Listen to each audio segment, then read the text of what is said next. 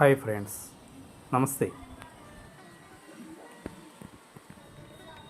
ఈ మధ్య దొండతీగ నాటాను కదా, దానికి పైకి అల్లుకోవడానికి సపోర్ట్గా తాడు ఒకటి కట్టడం అయింది. అలాగే ఎరువులు అది ఇచ్చాము, వాటరింగ్ చేసి. ఈసారి మొక్క బాగా పెరిగి కాపుకి వచ్చాక మళ్ళీ మీకు వీడియో పెడతాను దీని తాలూకు. కాకపోతే ఇవన్నీ బాగా రావాలంటే మనం వాటి తగ్గ కృషి చేయాలి.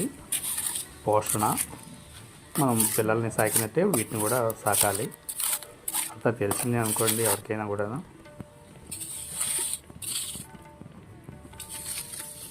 మీరు కూడా మీ విశేషాలు చెప్తారని ఆశిస్తున్నాను. Thank you.